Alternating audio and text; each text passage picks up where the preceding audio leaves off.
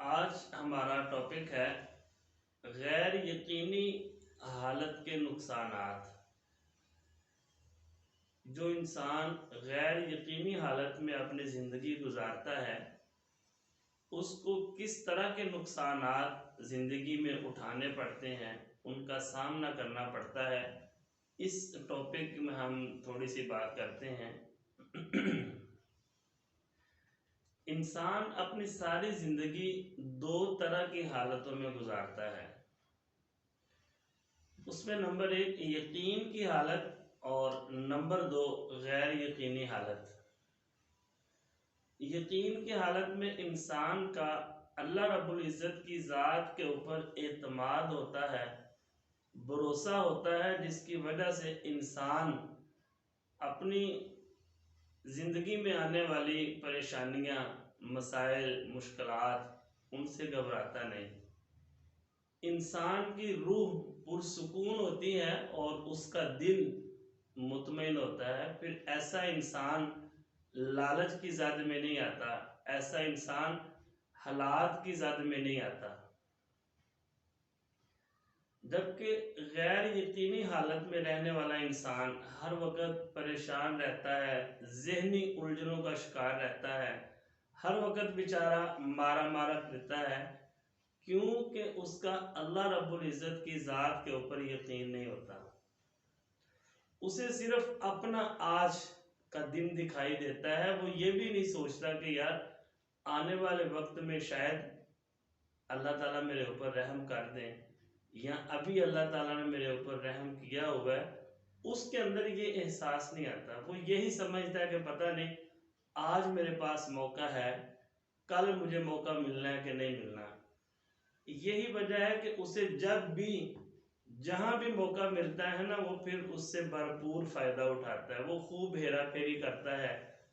وہ یہ نہیں دیکھتا کہ میری وجہ سے کسی دوسرے کا نقصان تو نہیں ہو رہا، میری وجہ سے کوئی دوسرا بندہ تکلیف میں تو نہیں ہے۔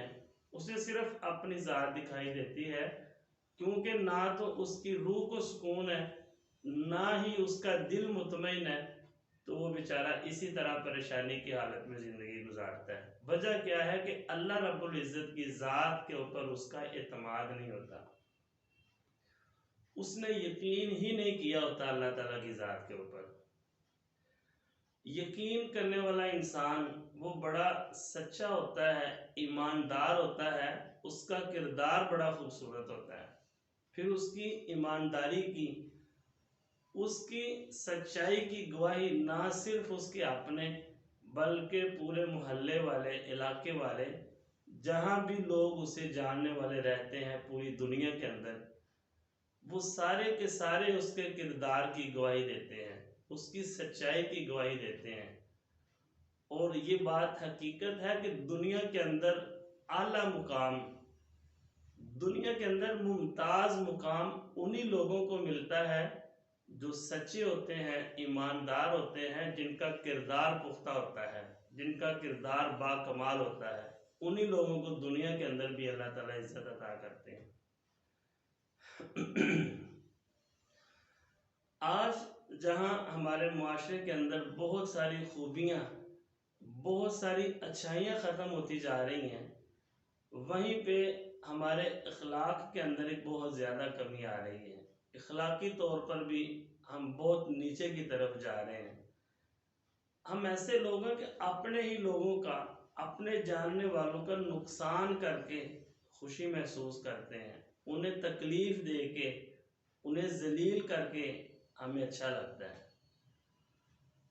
آپ کے مشاہدے سے بھی یہ بات گزری ہوگی، آپ نے دیکھا ہوگا کہ رشتہ داروں میں کوئی نہ کوئی ایسا بندہ یا ایسی فیملی موجود ہوتی ہے جس کے بارے میں لوگوں کا گمان ہوتا ہے کہ اگر آپ نے ترقی کرنی ہے نا تو ان کو آپ نے نہیں بتانا، اگر آپ دنیا میں کوئی نام حاصل کرنا چاہتے ہیں انہیں نہیں پتہ چلنا چاہیے، ورنہ وہ آپ کے دشمن بن جائیں گے، وہ آپ کو ذلیل کریں گے، آپ کی عزت میں کمی لانے کی کوشش کریں گے۔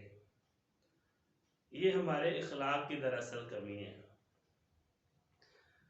ہم دن میں 5 بار اللہ تعالیٰ کی حمد و ثنا بیان کرتے ہیں، اس کی کبریائی بیان کرتے ہیں، اس کی بارگاہ میں کھڑے ہو کے نماز ادا کرتے ہیں، قرآن پاک کی تلاوت کرتے ہیں، ہم حج اور عمرہ کرتے ہیں، روزے رکھتے ہیں، یہ چاہے جسمانی عبادت ہے یا پھر مالی عبادت ہے، آپ کوئی بھی عبادات کرتے ہیں اس وقت تک یہ ہمیں فائدہ نہیں دیتی جب تک ہم ان کی اصل روح کے ساتھ ان کو ادا نہیں کرتے. اور عبادت کی اصل روح کیا ہے؟ وہ عمل ہے. کہ جو بھی اب دیکھیں ہم نماز، یہ ہمارا ایک بہت بڑا مسئلہ ہے، ہم نماز پڑھتے ہیں، نماز پڑھ کے باہر نکلے ہیں تو ساتھ ہی دوسروں کی چغلیاں شروع کر دیتے ہیں، دوسروں کی برائیاں شروع کر دیتے ہیں. حالانکہ مسجد میں ہم اللہ سے یہ بات کر کے یہ دعا مانگ کے نکلے ہیں کہ باری تعالیٰ ہمیں سیدھا راستہ دکھا ان لوگوں کا جن پر تو نے اپنا انعام کیا ہے. یہ مسجد میں دعا کر کے نکلے ہیں اور باہر آتے ہی چغلیاں شروع کر دیتے ہیں، برائیاں شروع کر دیتے ہیں. ہم قرآن پاک کی تلاوت کرتے ہیں اور تلاوت کرنے کے بعد بھی کبھی نہیں سوچا کہ یار ہم نے ابھی اللہ تعالیٰ سے کیا باتیں کی ہیں. اللہ تعالیٰ یہ جو قرآن میں نے پڑھا ہے اس میں اللہ تعالیٰ ہم سے کیا چاہتے ہیں، اللہ تعالیٰ کیا مطالبہ کرتے ہیں، اس طرف ہمارا کبھی دھیان نہیں گیا. روزہ رکھنے کے بعد ہم سمجھتے ہیں کہ شاید صرف بھوک اور پیاس کا نام روزہ ہے، اگر ہم بھوک اور پیاس کو برداشت کرتے ہیں تو ہم روزے کا حق ادا کر دیتے ہیں. حالانکہ آپ کی زبان، آپ کی آنکھیں، آپ کے کان، ہاتھ پاؤں، یعنی آپ کی مکمل باڈی کا روزہ ہے. اگر روزہ رکھنے کے بعد آپ پرہیزگاری، تقوی اختیار نہیں کرتے تو پھر یہ روزہ مکمل نہیں ہے. اسی طرح ہم حج عمرہ کر کے آتے ہیں، آتے ہی ایک دوسرے کا گریبان پکڑ لیتے ہیں، ایک دوسرے کے خلاف جنگ شروع کر دیتے ہیں. دیکھیں اتنی محنت کر کے، اتنا پیسہ خرچ کر کے آپ اللہ کے گھر جاتے ہیں، وہاں پہ اتنی محنت کرتے ہیں، حج عمرہ کرتے ہیں، پھر آپ نبی پاک صلی اللہ علیہ وسلم کے روزے پہ حاضری دیتے ہیں، وہاں بھی دعائیں کرتے ہیں، اور اتنی سٹرگل کرنے کے بعد آپ گھر آتے ہیں، آتے ہی جھگڑا شروع کر دیتے ہیں، آتے ہی ایک دوسرے کا گریبان پکڑ لیتے ہیں. تو یہ ہمارا بہت بڑا معاشرتی مسئلہ ہے. یاد رکھیں کہ یہ ساری کی ساری عبادات، یہ جتنی بھی عبادت ہم کرتے ہیں، چاہے وہ بدنی ہو یا مالی ہو، جسمانی ہو، یہ اس وقت تک ہمیں فائدہ نہیں دیں گی جب تک ان کی روح سے ان کو ادا نہیں کریں گے. اگر نمازیں پڑھنے کے بعد، حج عمرہ کرنے کے بعد، قرآن پاک کی تلاوت کرنے کے بعد ہمارے رویے کے اندر تبدیلی نہیں آتی، ہمارا اخلاق بہتر نہیں ہوتا، ہماری بری عادات ختم نہیں ہوتی، اس کا مطلب ہے کہ یہ ساری عبادات اصل روح سے ہم نے نہیں کی. یہ ساری جو روحانیت تھی ہم اس سے محروم رہے ہیں، وہ روحانیت ہمیں نصیب نہیں ہوئی. کیوں؟